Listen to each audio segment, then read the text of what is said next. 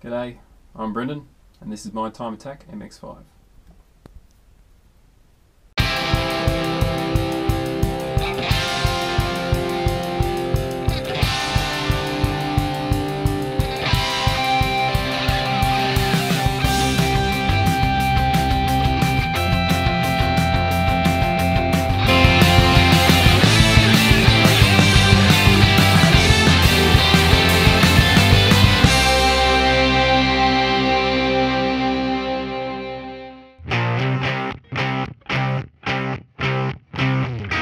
G'day folks, so this is my 2001 NB MX-5.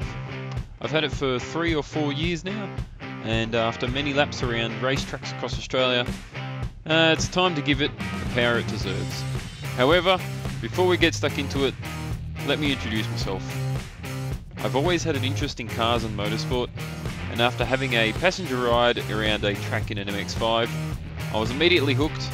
And just a few weeks later, I started my own hairdressing journey by purchasing a blue NA6. It was one of the most basic and low budget track cars you can buy. It was reliable and the running costs were minuscule. Over the 3 years or so of ownership, I progressively added typical track car mods such as coilovers and exhaust, lightweight wheels and a Mega Squirt ECU. I took this car to many tracks across Australia and competed in a variety of events, mostly time attack style sprint days. Here is a link summarising some of the mods I did to the car if you'd like to see more about it.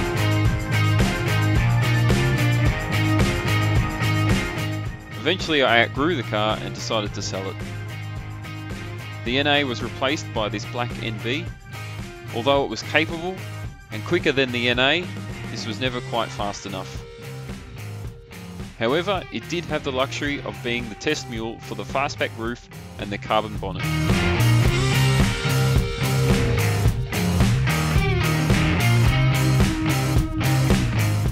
Eventually, I wanted a 100% dedicated track car, rather than the street car compromise that this car was. So, I bought this white Jap import NB, and in a few weeks turned it from this into this, and then eventually, over time, into the car I have today.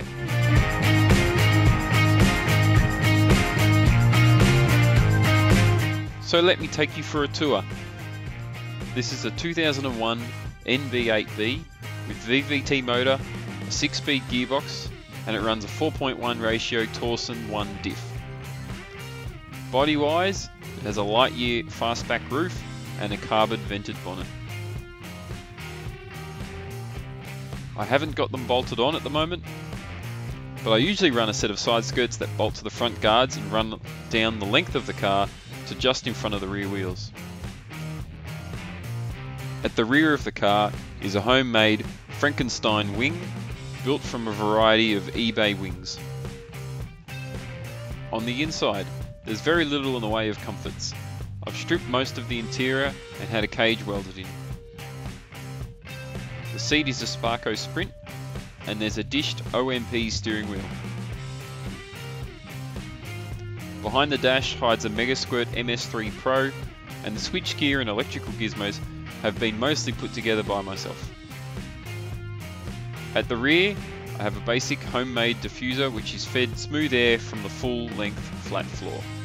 You can see also the exit of the 2.5 inch straight through exhaust.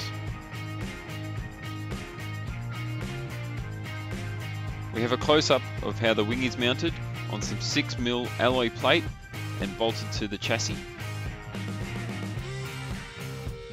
Suspension wise, I'm running a set of basic BC coilovers and a larger front sway bar.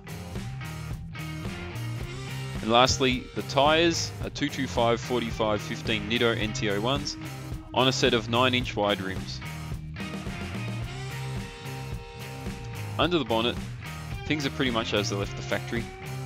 A homemade intake and a set of basic headers bolted to the stock VVT motor. The car makes somewhere around 90 kilowatts or 120 horsepower at the wheels. So, to get to the point, over the coming weeks, months, maybe years, I'll be working to bring this car up a notch in performance. However, it's not just about bolting a turbo on. I'll look to make the car safer, more efficient, lighter, more aerodynamic, and indeed more powerful. In many ways, simplify and then add lightness. So, I welcome you to subscribe. Look out for the next episode when the transformation will actually begin. Thanks for watching. We'll see you next time.